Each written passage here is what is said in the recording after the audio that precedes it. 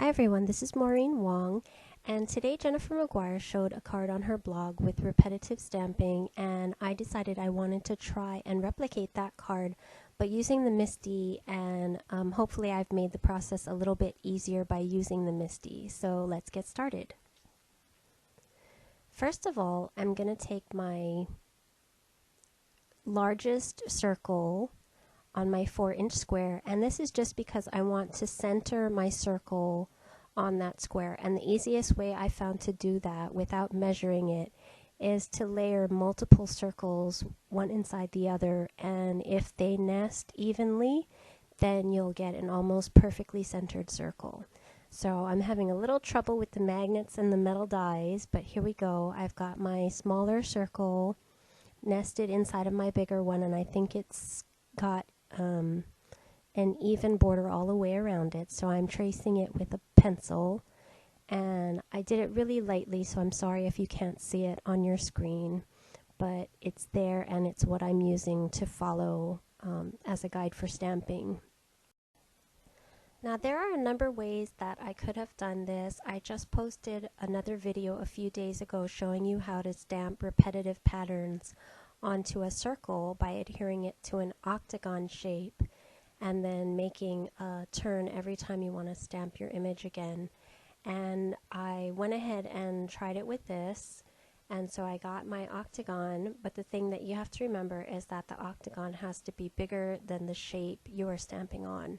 So for this size, my 4-inch square, I had to get out my electronic die cutting machine to cut an octagon big enough for the square to fit on it.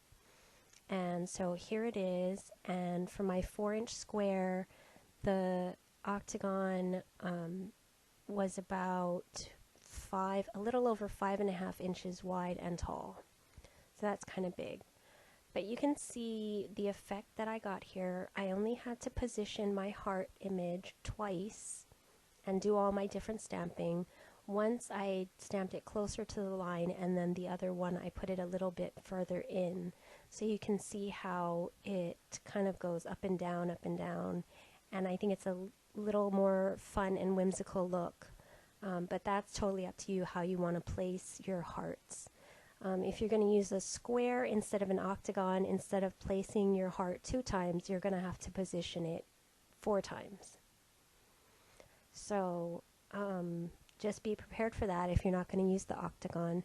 But with the square, you don't need any other extra supplies besides the square and then drawing the circle like I showed you. And you don't even need all those nesting circles. You just need the one circle if you're able to center it. And I'm using this set from Your Next Stamp called Love Struck, the heart, and the Will You Be My Valentine. So here's the little open heart. I have a 4-inch square, so the middle of that side is going to be at 2 inches.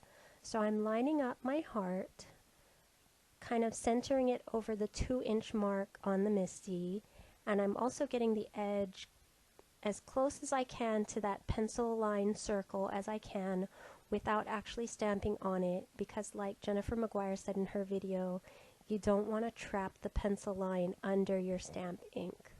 So I'm going to line it up just inside of that circle and then close my MISTI and pick up my heart.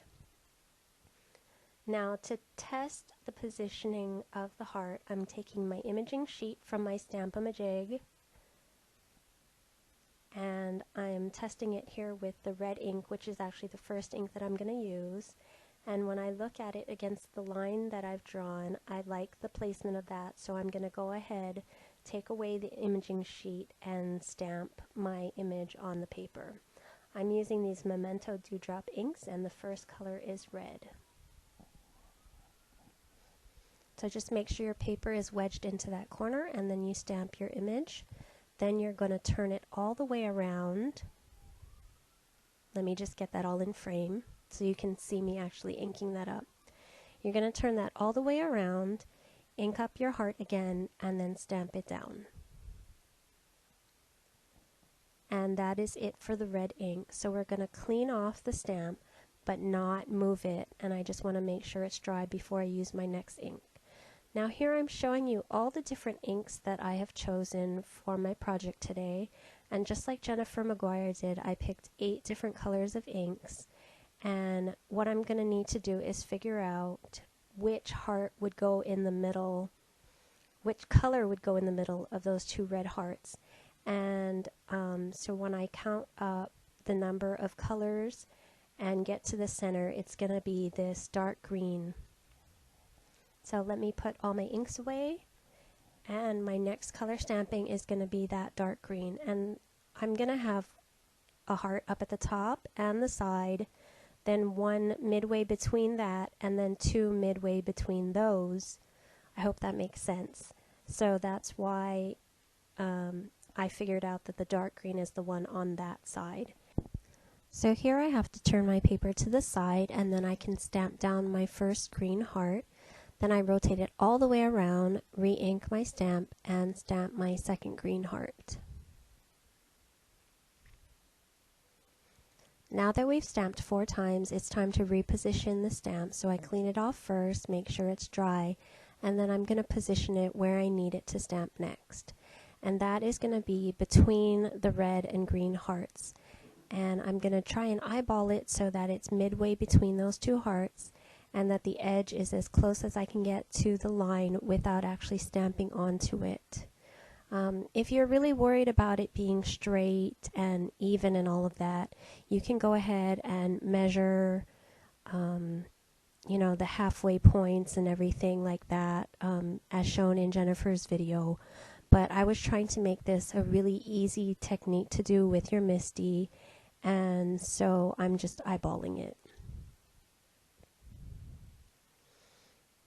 And now the color that I want to stamp between the red and green hearts is going to be yellow, and since yellow can be kind of hard to see on the imaging sheet, just for the purposes of checking the placement, I'm going to stamp this in black.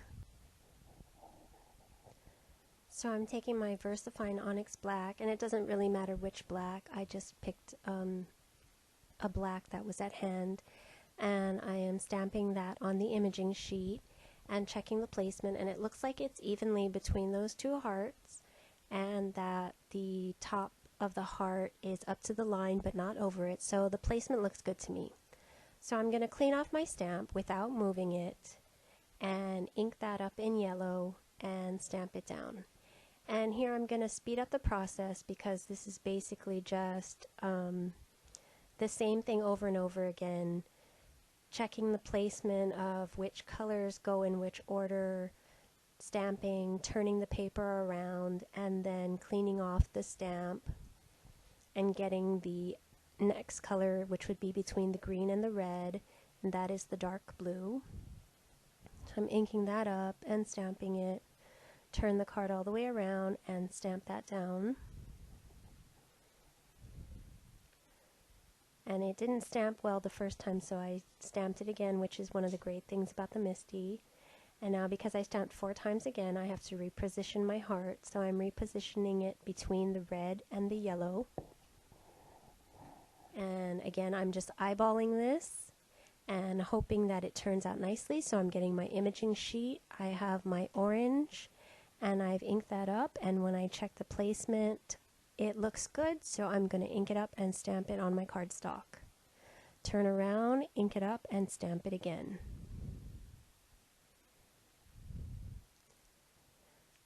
Just remember that you're going to be stamping 4 times with the heart in a position before you have to move it, and it's going to be 2 times in one color and 2 times in another color. Okay, now here's the last placement between the yellow and the green, the dark green. And once again, I'm going to check my placement with my imaging sheet, and I keep moving my imaging sheet around because I don't want to stamp over other hearts that I've stamped. So I checked the placement of that one, and it looked good, so I'm ready to stamp. I'm using my light green here, and I'm going to turn the paper, re-ink, and stamp. And then my final color is the purple. So I'm going to turn that just 90 degrees, ink and stamp, and ink and stamp.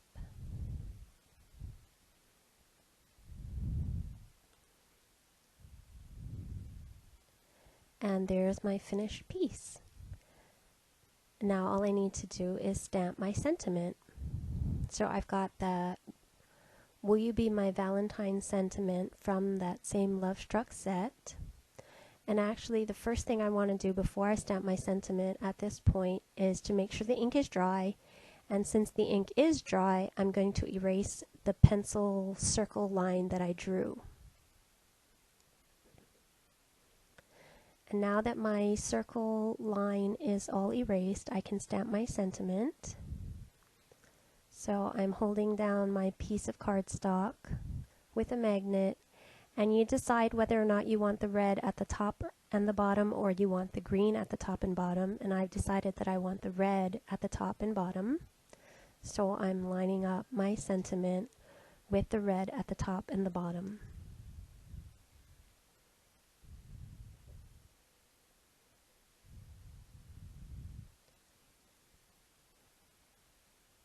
Now I'm going to pick it up with my MISTI cover, and I'm checking against the grid lines to make sure that I aligned it straight, and it looks like I did.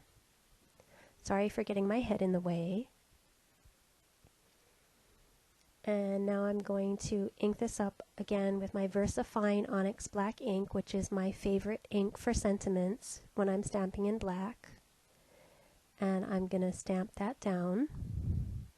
Press firmly, and there is my finished piece. Now I'm going to make a card out of this, and it's going to be really simple. I'm taking some real red cardstock from Stampin' Up, and I've cut it to a 4 1/4 inch square card base. And I'm just going to take my focal panel and put some ATG adhesive on the back and stick that down.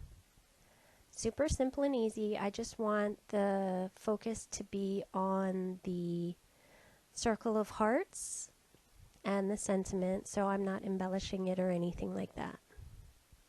Of course you could if you wanted to. And there we go. That is the finished card. So I hope you have enjoyed this technique using the MISTI, and that you'll visit me at mycasestudies.blogspot.com. Oh, and if you did like this video, could you please give it a thumbs up on YouTube? Thank you very much for watching.